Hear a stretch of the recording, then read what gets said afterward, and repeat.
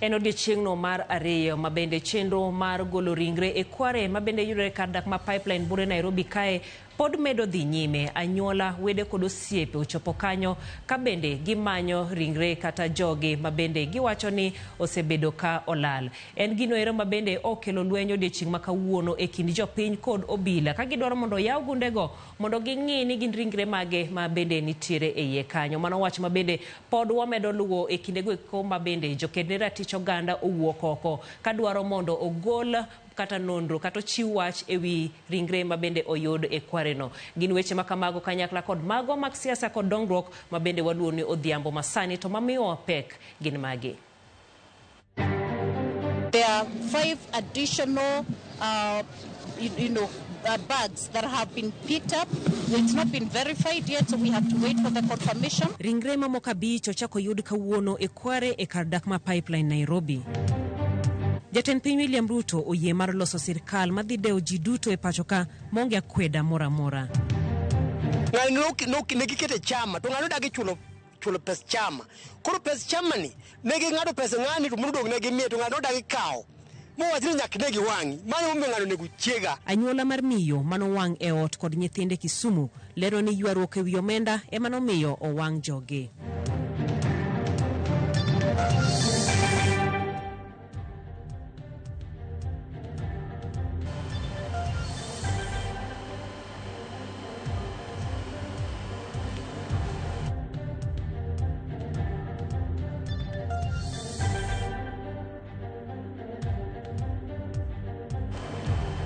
Machiegni weche manyien mag ang'ich welo nyinga Jaelieta jaloko marwa en Elizabeth Ateno.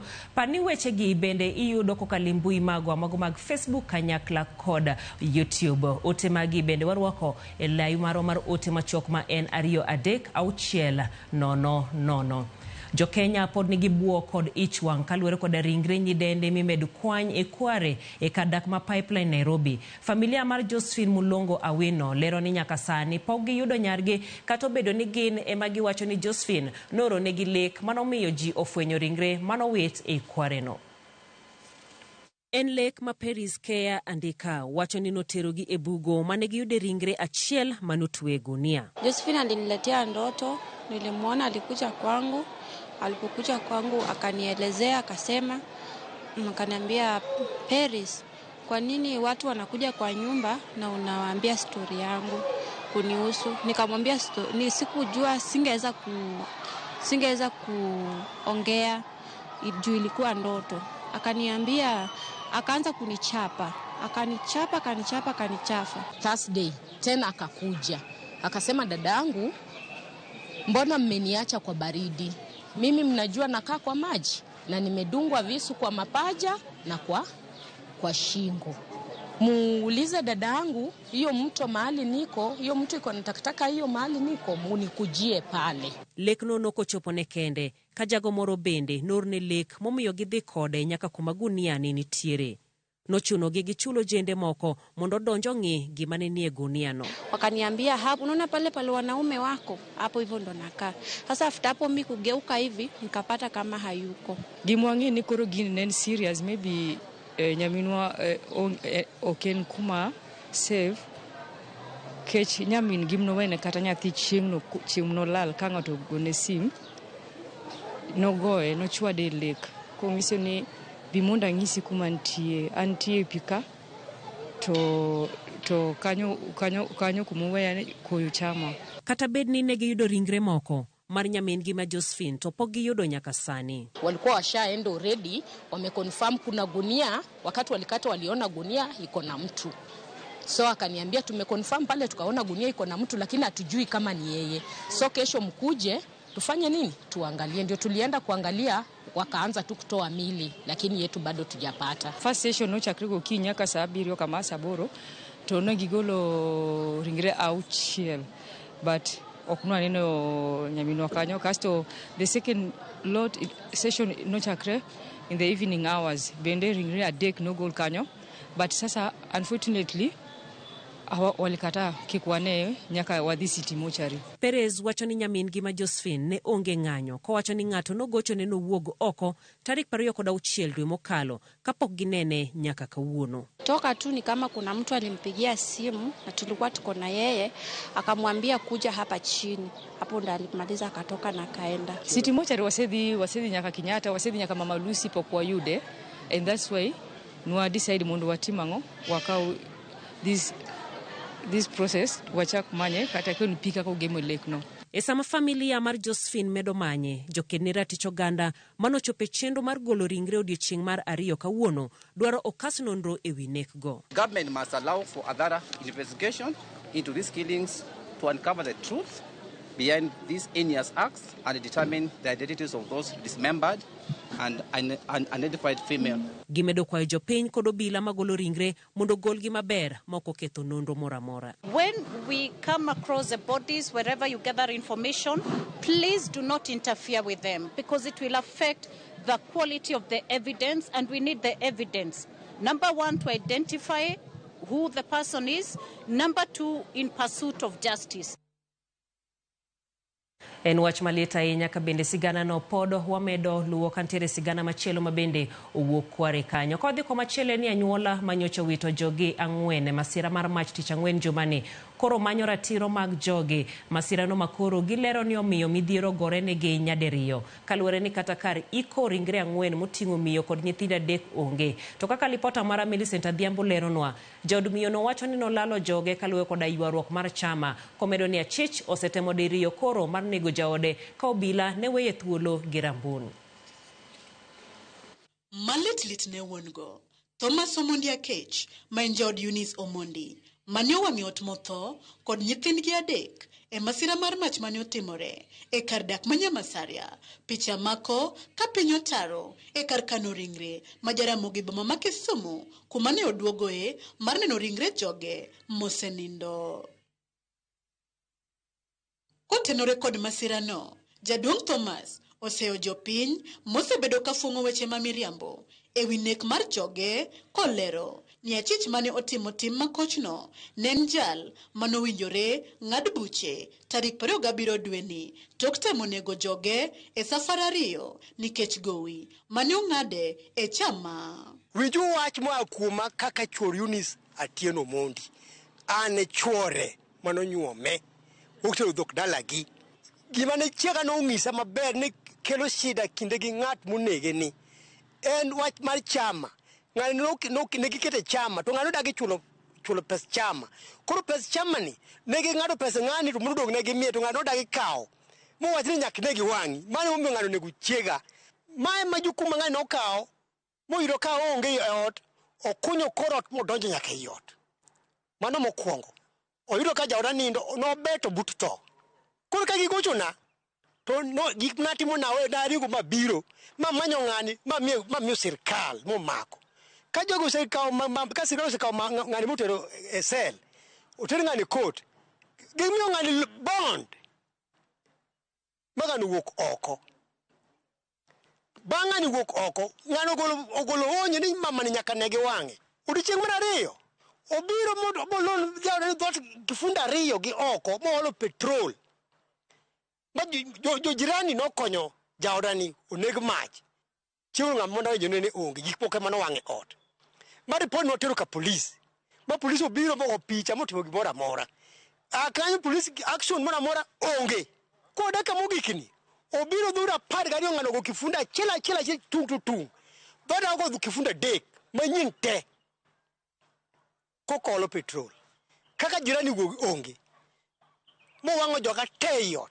Tok ne ane mpango kan mpango makano mane tan chore tan tie. Jaduong' Thomas Kionko koda chied nade omako koyango ni okia kuma ochom gi midhiero makoro gore ne rude nikech masira no olure wi midhiero mar oula mane odare e lope mowe ko jote kanisa kod joge mamoko koro okia kuma odwa biro dhi ikoe ringre joge 4 go. Inyo kama lu gima timo onge nikech midhiero makora kale sani pino muko dala na mutieko majoga moko product e hospital mar AIC kanisa Koro sani pinyo maka kata kama tere joga gi mothogi.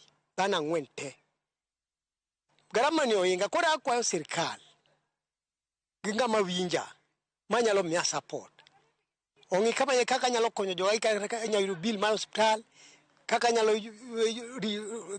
ot menyi kaminya dhiki gie. Jadong Thomas kwayo bila mondo tim tijgi joge yud ratiro kendo kwayo kony mar sir e chulo omenda mar osiptal mag joge ang'wen kamoting'o yawuote adek ma johigni 21, 18 kod 12 kaachiel kod jaode ma johigni 45 ma koro oninde kar kano ringre ma Jaramogi kuma ne obila oringo terogie tok masira. Millicent Adhiambo, Ramogi TV, Kisumu County. Obila ma Nairobi noyudore kama tek tok rowere kaachiel gi jopiny e kar dak ma Kware chuno obila mondo yawa yanga ogundni 5 moting'o funde dhano manogol e bugo ma Kware. Dwaro ma kamano nochuno obila mondo odir iro malungo wang' mar keyo jopiny ma bende ne bare kodgi. To kaka jafwambo marwa Eric Owenga lero, ringre mamoko 5 ochako yud kawuono ko oganda chich ni ringre moko pod odong' e bugo ka gisundo mondo adier onyenre e lela. Odiochieng' mar ariyo, obila mag kwach kich jopiny gi jokendo ratich oganda ne ogoyo kambi kae. Mar neno ni ogunde adi ma ibiro kolo oko e bugo matut mar Kware ni. Ogundnigi ni golo e bugo moro bang' moro kendo gikone ginyono 5. Gima podi mako dhok ni ogundnigi okoting'o mwandu mamoko to funde dhano ma podi okoyangore kaka ne owito ngimagi. Kalure kod apisas mane ongirore e chenro mar kolo gundnigi e bugo, thoth ringre kaachiel kod funde dhano ma osayo guniagi ne osetop mokalo. Jopiny mane omol alwora ni karomgi kendo ni gaya mar miyo obila tich mayot, kendo mane ne oketo tich matek miwuoro kinde duto. Kinde duto jopiny ne sundo obila mondo yaw gunde mane osegol e bugo mar yanga dieri mantie. Gino mane obila ok nyal timo e alwora ni.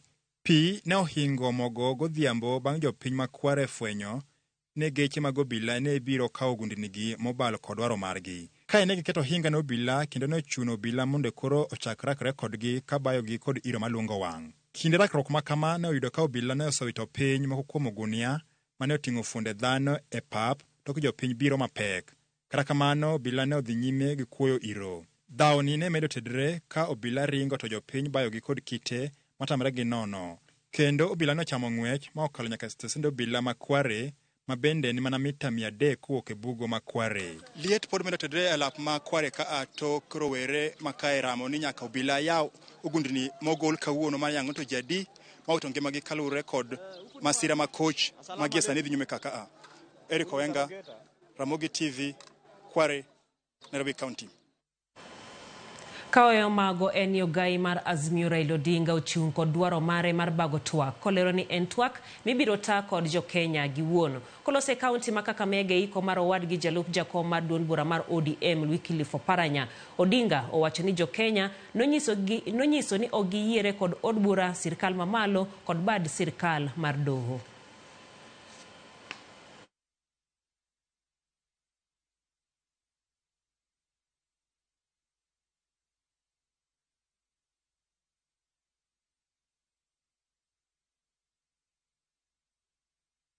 Tukaongea tukasema tuweke kongamano ya watu, si dialogue na Bwana Ruto, ili kuwa ni people's dialogue. Ati wa Kenya waende, sisi tukae pale ili tuongee kama wa Kenya, sio ati kwenda kuongea na Bwana Ruto na UDA. Hii haikuwa maneno tukio na maneno. Hata Ruto mwenyewe alikuwa hataki mambo ya dialogue. Kome jana tulisema toke na akatoka. Haitoshi. Yule Bwana Bungei ambaye iko Nairobi, mjinga zaidi, afuate. Lakini usiwatoe hapo. Waziri ambaye anahusika na mambo ya usalama ashtakiwe.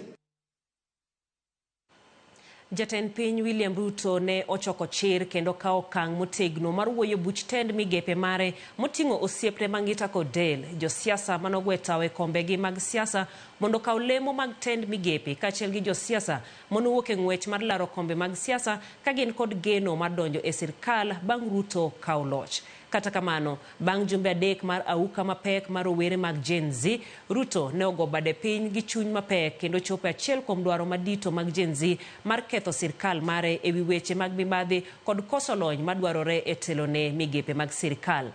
Adier makende en ni kata rowere mag Gen Z giwegi ne ni kod kiawa ma jatend piny ne nyalo kete tim dwaro makamano ka geno mar jopiny mathoth en timo lokruok e buch tend migepe mare. Wuoyo buch tend migepe ne en lek kendo kang' mane owe jopiny kod buok. Dibed ni okang' mar wuoyo buch tend migepe dhi hoyo chuny rowere mag Gen Z kendo miyo Ruto thuolo mar yeyo sirkal kose Ruto pod ntiere bugo. Jafwambo marwa mar siasa Chris Owino kolonwa wachni. Chieng' tich ang'wen e kar sochiko mar odhiambo, piny ne okwe ka pi dapi kendo rumbi mar kihondko ne okwako alwora mar kar jot maduong' mar jatend piny State House. Jofwambo, jopiny kod josiasa ne omako chunygi ka girito kod sironyo lendo ma jatend piny William Ruto ne dhi golo bang' rowere mag Gen Z yiengo sirkal mare mohewo yiengni mar piny.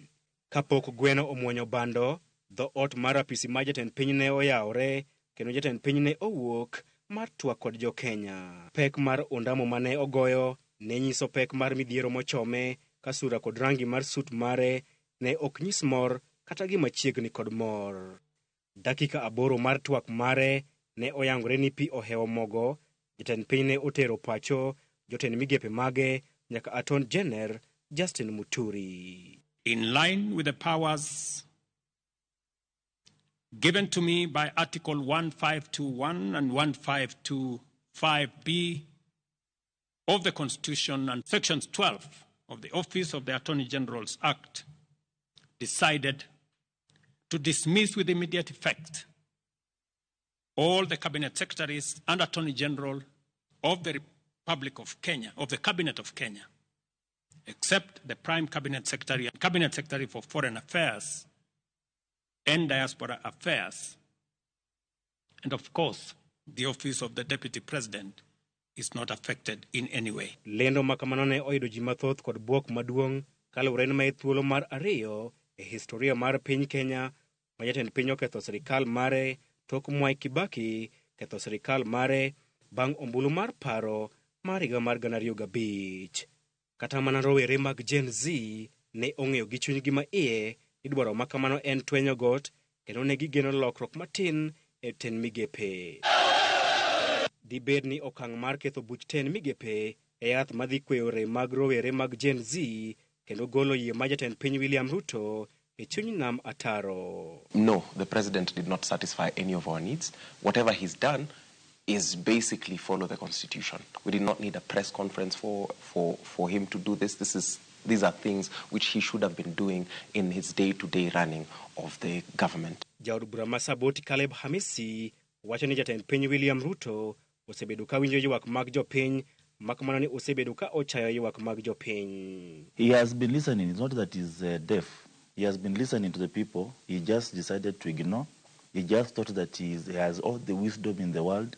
Maybe he has lied to a section of the country in some point in his political life and managed to go away with it.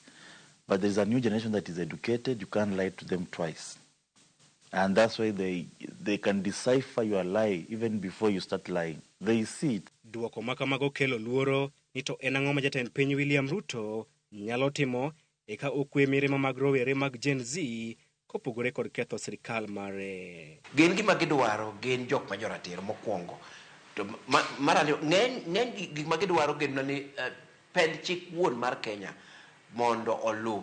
Nikech en pen chik achiel no mawacho ni onego bed ni samiyiero jotend migepe matayo sirkal onego bed ni ineno wang' Kenya, onego bed ni ineno Masai kanyo, tineno Jaturkana, ineno Jakos, ineno ng'at mowuok Jakikuyu mowuok Central, tineno Jaluo, tineno Jaluya. mano pend chike mowacho ok en vijana mowacho to giyie gi wachno to kata kaka wacho sura mar 6 mano pend chik to wasebed kwa penjre gani to yawa jatendwa ni en oyiere yera ng'ata yawa kata nibed gi kes kata nibed ni sekwelo kata nitimo nini to iyieri kaluwore gi siasa migoyo mane ema jojenzi wacho mano gidwaro. Paro mar Profesa Alfred Omenya isiro lwedo kod Samuel Makore, achiel kuom rowere mag Gen Z, mawacho ni jatend piny William Ruto nyaka ta sirikal mare kaluwore kod pend chik kendo tieko mibadhi ma otimo nduoko e sirikal mare. Constitutionalism, corruption, and good governance. These are things which he does not even need people to be on the streets to address. The war on graft must be very, very severe. We have said, and I've said this time without number, that corruption is tantamount to genocide because the amount of money we lose, if you loot a child's food, you ensure that they will not make it to another day. If you loot Linda Mama, you ensure we could lose child to child mortality. If you loot money that belongs to education, you're robbing a whole generation of the future. If you follow the Constitution, we solve a lot of your problems, such as the extra-constitutionals, the contra-constitutional positions like Office of the Prime Cabinet Secretary. The President must come publicly in a national television, and it could be today, and he must say, my good people, I've been lying to you all along. Please forgive me. The first thing you should do, because if you don't apologize for being a liar, the next thing you are going to say, nobody's going to take it seriously. Kopogore gi luwo katiba, Profesa Omenya, Caleb Hamisi, kod Samuel Makore ogolo siem ne jatend piny William Ruto ni onyalo yudore e bugo matut kendo poni obiro gwelo ji maonge kod lony kaachiel kod bidhruok e tend migepe mare manyien. Sama ker bolando jotend migepe, gima botimre en ni jojenzigo bokelo rekod mar ng'ato ka ng'ato to kapo ni nitie jokuoye ma bodonjo kanyo kapo nitie jomibadhi ma bodonjo kanyo pod shida ni ok birumo nikech kaka wacho chande jojenzi gin kaka ging'iye gineno ni piny osetop pogruok matino miloso ok bi konyo. Gin kaka ging'iyo onego bed ni jatend piny we tich onego bed ni od bura iketo oko mondo jodo odog e yiero mondo giyier jok ma giparo ni nyalo tiyo maber kochakre ker wuon nyaka jo MCA piny koni. He must also rein into PSS so that we have only competent PSS remaining, the rest they go home. Then he goes to the directors generals of parastatos, they go home. And what do you need? We need only not more than 14 ministries. There are ministries that can be merged. Ministry of Foreign Affairs can be merged with Ministry of East Africa. And the ministry, this diaspora states, that's one ministry. The implementation of the Constitution, Chapter 6, where it talks about leadership and integrity. Ensure the people who are holding office are people who are of good conduct and good standing in society. People who do not have outstanding cases, they do not have questionable wealth profiles. Giduola chiel, giwacho ni chugo piny owacho mar Barua Bar ok dhi tieko midhiero mokwako sirikal mare ka ok otayo piny Kenya kaluwore kod katiba. Chris Owino, Ramogi TV, Nairobi. Riwruok mag weg ute thieth mag ji giwegi mano Rufa siro ng'eto mar doho mar wito oko wacho kumba mar thieth manyien mong'ere kaka SHIF manonego ochak tiyo chop tarik 1 dwe mar 10 higani. Riwruogno wacho ni kaber sirkal onego ter mos chenro mar dar kowuok e NHIF kidhi e SHIF nikech okumba mar thieth mar NHIF pod nigi gowi turi monego chwal ne ute thieth to chochni mosebedo eneno ni chenro mar dar bende koro kelo achiedh nade ne jotuo. To kaka Joyce Oduor lero, jokanyogo bende koro ywak ni bedo ma onge jatend migawo mar thieth ochungo chenro moko mochuno mag thieth. Ndalo achiel kende bang' doho mamalo ng'ado ni okumba manyien mar thieth ne ok olosi kiluwo chike duto ma pachoka, riwruok mar weg ute thieth mag ji giwegi Rufa orwako ng'eto makamano kagiwacho ni sirikal koro nego dog chien kendo non matut lai mar dar kowuok e okumba mar thieth mar NHIF kidhi e Shifa. Kagiloso e magawa moro bore Nairobi, jokanyo mag riwruogno kotelnegi kod jakom margi Laktar Brian Lishenga wacho ni kaber to chenro mar dar kidhi e Shif onego kaw thuolo mar higni 2. We think that the ruling by the court is a blessing in disguise because it allows the presidency and parliament some room. You don't have to force this. Take some steps back. Say, okay, in our view, the first clause is the transition has to be longer than 1 year. We need to give ourselves 2 years to do this transition, then do everything in a phased manner. We can start with the benefits. Bende giwacho ni komiti mane ochuog tarik 25 dwe mar achiel higani mondo ta chenro mar dar kowuok e NHIF nyaka Shif, mathuolo mare onego rum e ndalo 10 mabiro, nyaka sani pok opedho lipot mora mora ewi kaka gisebedo ka gitiyo. We are concerned that this transition committee has utilized public money for a period of 6 months and has delivered nothing.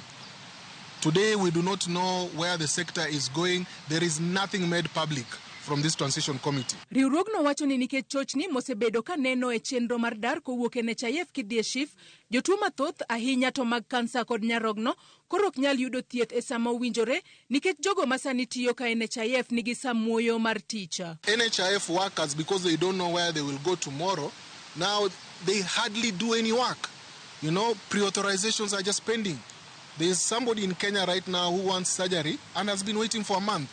There's a kidney dialysis patient who's been waiting for dialysis. You can't miss dialysis. They have been waiting for pre-authorization for weeks. Why is this happening? Because we have a disorganized, rushed transition without structures. Okumba mar thieth mar NHIF bende giwacho ni nigi gowi mang'eny mar ute mag thieth, gino ma giwacho ni onego non matut kapok ochak ti kod chenro manyien mar thieth mag Shifa. Pesa mang'eny nitie NHIF. King'iyo kata 6.9 billion mane gikawo magikete e system, pesa ni pok ogol, omiyo osiptende mang'eny sandre nikech pesa ok nyal wuok. Weg ute thieth go mag ji giwegi bende ywak ni orak mar higa mar 2022-2024 mane gichwe kokgi kod okumba mar thieth mar NHIF ne orumo tarik 30 dwe mar auchiel higani, to nyaka sani pok giketo kokgi orak manyien, ka bende nitiere ute thieth 140 ma nyaka sani pok omi orak nikech chochni ma pod nitiere e sekta mar thieth. Nitie osiptende mang'eny ma osekwayo contract to ok nyal migi contract nyaka sani. Gintie gi gik ma ginyalo thiethogo ji, nitie gik ma ginyalo timogo ji, osiptende oseger, joma timo nyaka thiedho nyaka kidney, onge gigi tetete bedo ma ok ti, wahinyo jo Kenya. To nikech jatend piny William Ruto ne okawo okang' mar riembe tich jotend migepe duto koriwo nyaka jatend migawo mar thieth Susan Nakumicha, giwacho ni gik mathoth e sekta mar thieth sani koro ochung'. Joyce Oduor, Ramogi TV, Nairobi. Lipodno mar Joyce Oduor bende ema koro terowa e yueyo wa mokwongo e weche manyien mago mag ang'ich welo. Erokamano ahinya Lawi wuod Adore kantiere Rinya, iwacho ni Ramogi TV e yo makare, iwacho ni wuoro nek ji monegi e Kenya wakae. Pastor Mondio Tiche mar Gemo Nyinyore iwacho no Musli Jaodi Mihero Sara Atieno Manonya Seme gi Archbishop Odhiambo Gura kanyakla kod Samuel Atungo bende. Otis Nyakwar Kanga kantiere Busia iwacho ni luwo chenro mag ang'ich welo yonero makare. Kare mae Kenya mane maji inego mana ka guogi, ikwayo sirkal otimie nonro mapiyo mondo oyud jogi kanyakla kod haki ne jogo eko mabende owito ngimagi. Mano Eli Andaro kawuok Arongo e Siaya County. Bernard Okeyo iwacho ni intiere Kadem, Ruto otimo maber to gima odong' en mana gwelo jotend migepe manyien maber. Erokamano ahinya kuom otego eko duto mabende donjonwa e namba marwa mar 33600. Sara Singa Nyakwaro Dongo mar wang' neno West Kanyamkago Jael, awuoro gik matimore e piny Kenya masani en gima lit sana. Ibrahim Jeje kawuok Siaya itimo mos kuom oganda mowito joherage, iwacho mad Nyasaye oket chunygi kama okwe. Wadhi mani yueyo machok pod waduogo gi mamoko, kik idhi mabor.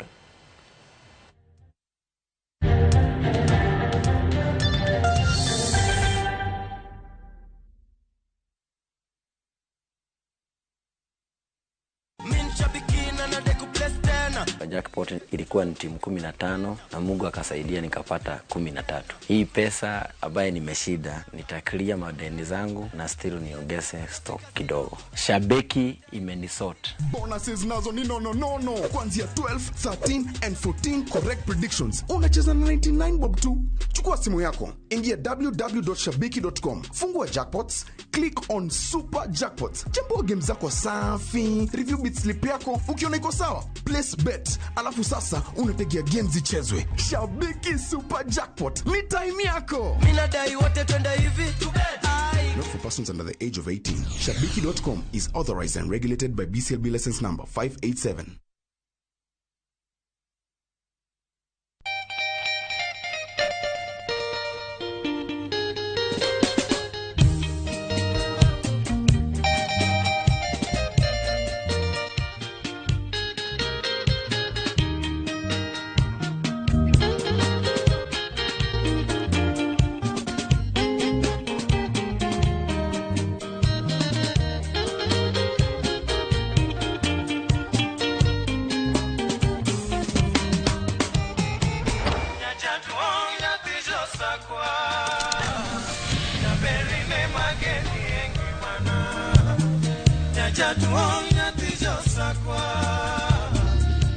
Radio Ramogi, Cartoon Jaluo. Radio Ramogi.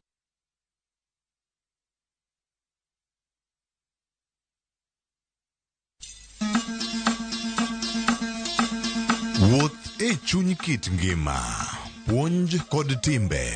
Kane iyiero ng'ato ni bedo ruoth, to nyaka nobed ng'ama kawuono iluongo gi kisungu ni tall, dark and handsome. Wakelonu sigendni mane ok wache wi anyuola mopogore opogore. Chakre nam nyaka e alwora ma ji odakie. Chik ochiano ni ng'ama dhodho nyathi e kore okor gi rom gi dhako wadgi. Ne kaka timbe machon ne okalo e tieng' ka tieng' kendo kaka ne gin kido mabeyo ahinya. Wamielo bul, wawero wende wa moko mag oganda, kendo wawero wende wa moko mag paro. Wamiyo giwa luor kendo wanono adiera mamiyo waduto wabedo kanyachiel. Desreuru mondo ubed jok makare. Mana adier. 111. Ngeso ka ngeso, saa 1:45 otieno.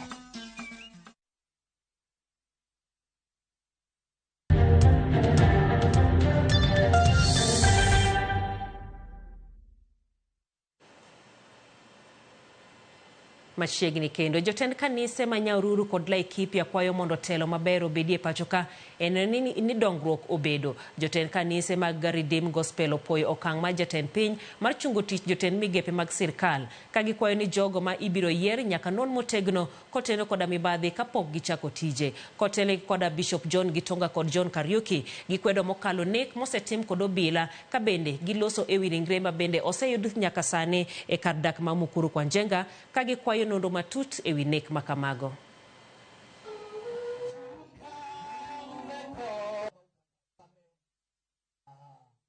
He has listened to the Gen Zs and other stakeholders, and I think he has done very good by dissolving the cabinet, and he has said he's going to interact with different levels of leadership so that we can get the right leaders who will take this nation to the next level. So we see a president that listens to the people. We see a president that is exercising his role as the leader of this nation to be concerned in the plight of the mwananchi. Na tunamuomba atakapoteua kabineti nyingine achague watu ambao ni wasafi, watu ambao hawana historia ya wizi wa mali ya umma, na hasa katika hiyo cabinet aweke vijana ambao walitokea wakamchagua na ambao wamesikia kilio chao, ni vizuri ya wakumbuke, na pia aweke vijana hapo. Tungeomba ya kwamba sasa tuweze tutulie, tuweze kuwa na amani, na sasa tungeomba wanayuthi wetu hata kule kwa county government waende wasugumuze. Sasa watu waweze kufungua masugumuzo kulikuwa na maandamano, instead ya maandamano waweze kukaa kwa kikao, na ndio waanze kuangalia zile kazi ziko kule, either ya contracts, either ya tenders, na zile nafasi zingine za kazi watu waweze kuongea pale, na ndio tuweze kupatana na kuweza kuinua maisha ya wanajeshi wetu. Jariyo mitudo koda nek mar miyo moro ma jahigni 44 Manorael Cherop Biwott ibiro dine tesend obila kuom dara 11 mabiro. Mende kaluwore koda ng'eto ma jal buche madoma Eldoret okang' mane omiyo okwach kich thuolo mar dhi nyime kod timo nonro malong'o ewi nek makamano. Nonro mar okwach kich yango ni mosenindo Biwott nowuok e kar tich mare thuolo machuok motelo ne saa 1 mar odhiambo ka gin gi jaode Francis Mwangi mobila osemako. Obila yango ni Recho Biwott notho kaluwore koda hinyruok ng'ute kod wiye manyiso nogoye kod ligangla. The person who lost his life was killed in a very highly suspicious manner, that we suspect that there was a human hand that was involved, and we also suspect that the family needs justice, and we pray that justice be seen to be done. We've had in the recent times of killings, senseless killings that have happened in this country. We've heard that the body of the deceased was found dismembered in different locations of this country. That is the most heinous crime that has ever happened in this entire continent of Africa. And we shall be seeing as it unravels, but we are praying that justice be done. That is all we are asking for on behalf of the family. Jodak mag Nyanduire gwenge mag West Ugenya ward nobago ng'anyo mamuol mar golo ywak margi ewi chal marach mar apeyni e gwengego. Kotelegi kod Paul Juma, jopinygo noywago chal marach mag apeyni matudo gwengego, gino mabende oserocho chenro mag wuoth kaachiel kod ohala. Giwacho ni kata jopuonjre osebedo koda wich bar e dhi skul gi kaluwore koda rach mar nderni. Kata kamano, MCA ma West Ugenya Oduor Odongo oyie kod ywak makamano, kolero ni osechako chenro mar neno ni okong apeyni mago maonge leo.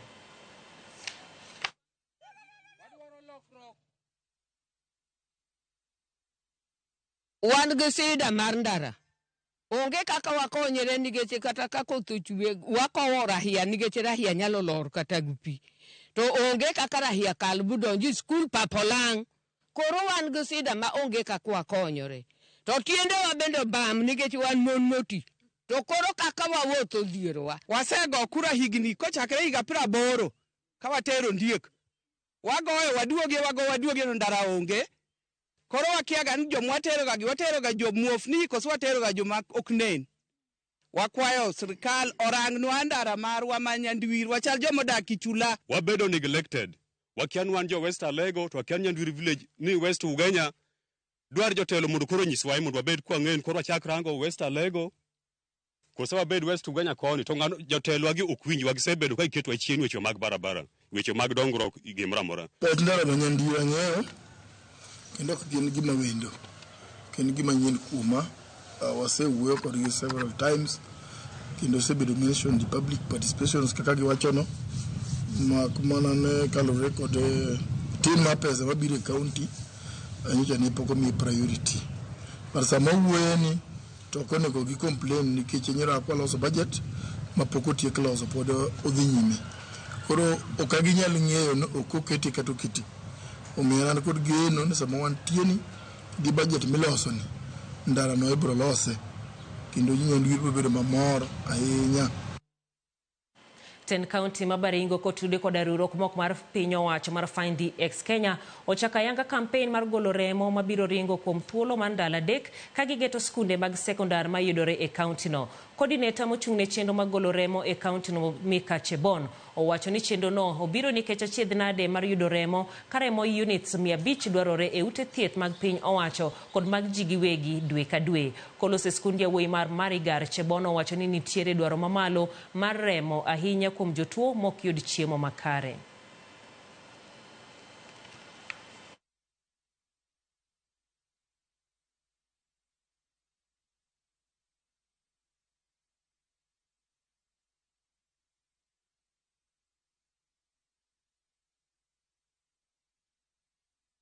Part of the symptoms of this disease is severe anemia, and it is really draining, the bloodlets, the blood and the platelets from a patient, and they become very, very weak.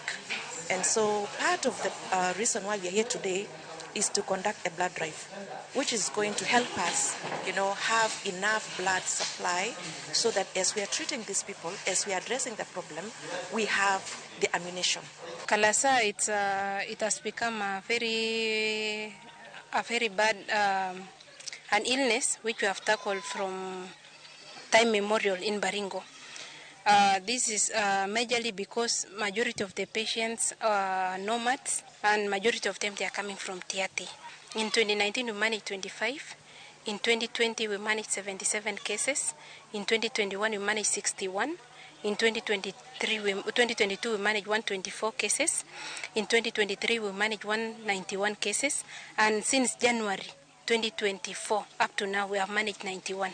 And currently, as we are speaking, we have 17 cases in the ward. So the graph is still going high. We don't know when we are going to flatten the graph or when the graph is going to come down.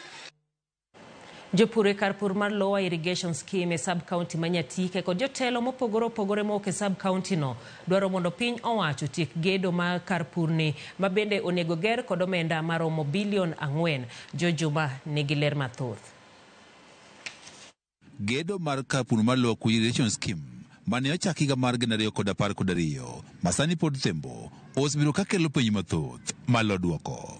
E chakruok mar gedo mar Karpur ni malachne romo ekas 19,000 ma en higni 12 mokalo, piny owacho ne oketo tengo omenda maromo bilion 4 mar gero Karpur ni duto.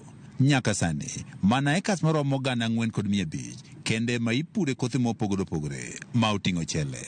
Chandruok maduong' mosebedo godo e skim no ni budget mane sirikal ondiko ni onego bed ni iloso go skim pok omiwa. Koro skim ringo kende to siro motegno monego bed ni wuok kuom sirikal mondo mi skim obed gima nyalo konyo jopiny. Tanyalo wacho ni sirikande ipoko konyo. Yo ma osebed ka itiyogo kod omenda ma oketenge mar gero Karpur ni osebiro kakelo penjo mathoth ka oganda wach ni gionge kod ler e yo momenda ni oseti godo. Pesa ma osebiro e skim ok gik 1.5 bilion. Nikech pesa manokel mokwongo ne en milion 980 manokel mokwongo to nokele kapok nabedo MP to notiyo marach. Koro bang' tiyo kode marach no wasebedo kwanwang'o mana ka milion 50 e higa. Maneja mar kampuni mar Lower Irrigation Scheme Isaac Munga wacho ni mana maromo omenda bilion 1.5 emosetigo e gero Karpur ni. Munga wacho ni piny owacho osechiwo rak ne kembe 3 mabende kinde machuok dhi chako medo gero Karpur ni.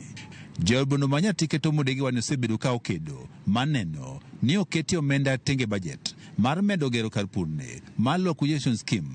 Kata kamano omenda ni koro chiw duto kod piny owacho. Budget ma higa ka higa wasebedo kwa keto pesa manyalo romo milion 250 mondo bi scheme to kogik sama ipogo pesa mondo bi scheme to pesa nok chopi.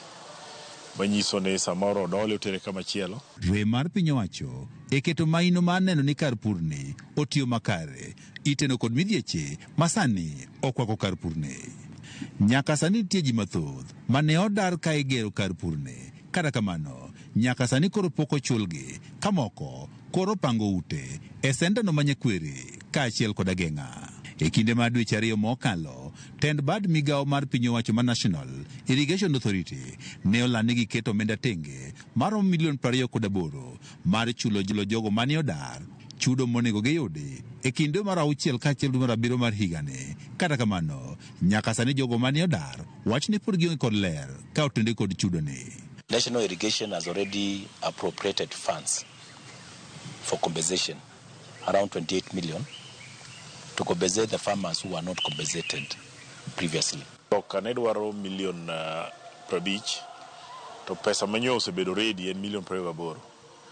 Koro milion 28 no nyo osekete wi jok manyalo nwang'e kato bang'e no koro wang'e jomodong' mondo chako manyne gi pesa kendo. Listi mag jogo ma onego yud chudo ni kaachiel kod omenda monego giyudi bende lerne koro onge.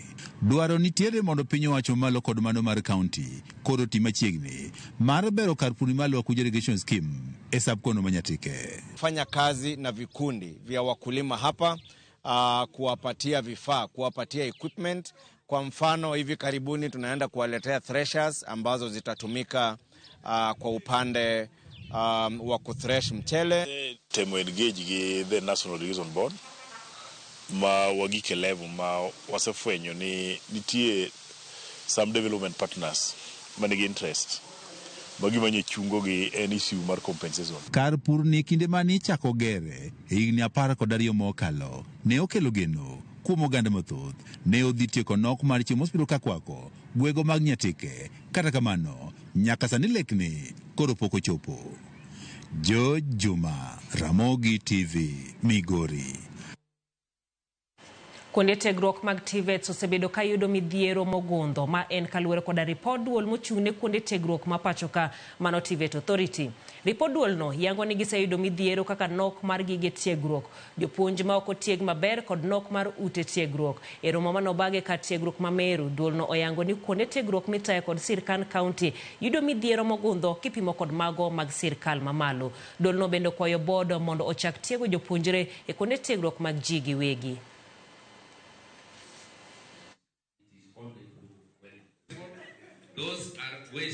Under the county government, they have challenges. For example, they don't have a scheme of service for the trainers. They are using a very old scheme of service for the trainers. That has been a very big challenge because retainer of staffing at that level has been quite a challenge. There is a big turnover of staff. They recruit today, tomorrow they move because there is no good career progression plan at that level. We emphasize that we have several cadres of TVET here. We have national polytechnics, we have vocational training colleges, we have technical training colleges, and then we have TVET institutions within the universities. And all of us, we are collaborating together, and the aim is one, to bring these people into the training environment. A number of findings that they have already given us, but I'm taking home a few of them. First of all, they have talked about the issue of the trainers, especially in vocation training centers in the developed function in the county government, who are so limited in terms of number and capacity. And we think that's a very important finding. We need to retool them so that they can come to the level as those ones that are in the national government.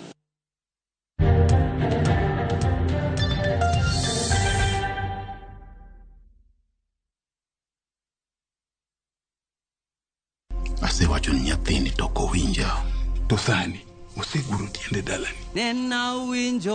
In a world where faith, Yesu Kristo malamoni, fear, sacrifice, and the complexities of father-son relationship collide. The son must choose his path and his own legacy.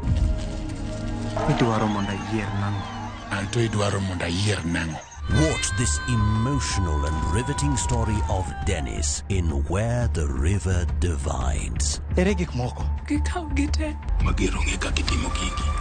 Watch the best content on the go only on Viusasa.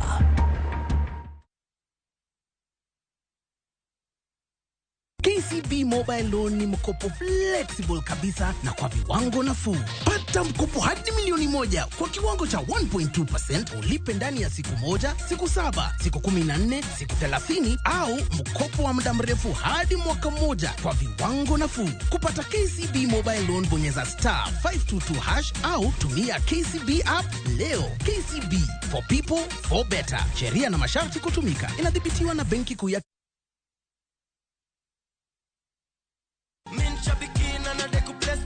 I resigned from work about 2 years ago, so I'm running a shop, doing different items, the cereals. Once I deposit to my account, take 10% to Subukia Shrine. From there, now I'm going to boost my business. Possibly after 3-4 months, you come and visit me in Machakos, you'll see some difference. Bonuses nazo ni no. Kwanzia 12, 13, and 14 correct predictions. Unacheza na 99 bob tu. Chukua simu yako, ingia www.shabiki.com, fungua jackpots, click on super jackpots, chambua game zako safi, review bit slip yako, ukiona iko sawa, place bet, alafu sasa unategea games zichezwe. Shabiki super jackpot, ni time yako. Minadai wote twende hivi to bet. Not for persons under the age of 18. Shabiki.com is authorized and regulated by BCLB license number 587.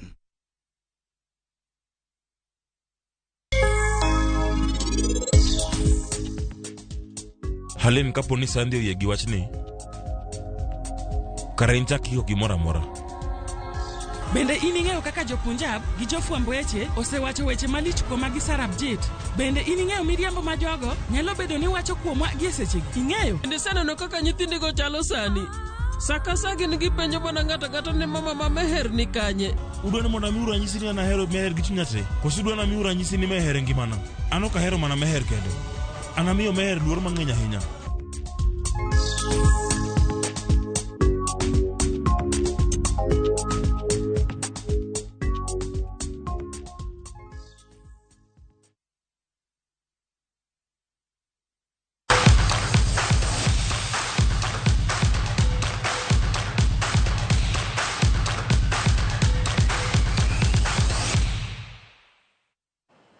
Machiegni pau tuke kuma jago abal manyar Kenya madhi chung'ne Kenya Olympic Maria Brandlena nodhi nyime gi orako mare boma ma Miramas kogeto kelo midila ne Kenya koke tuke mag Olympics. Maria en achiel kuom jogo abal ariyo modhi Paris kowuok e piny mag pachoka.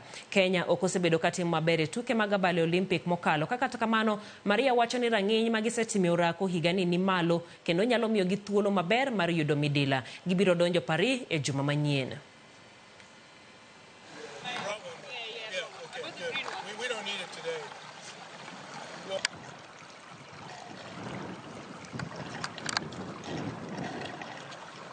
It was good. I just did a bit of easy swimming just to, get back into swimming and get kind of acclimatized to being here and stuff. So I look forward to next week where I go more into my training.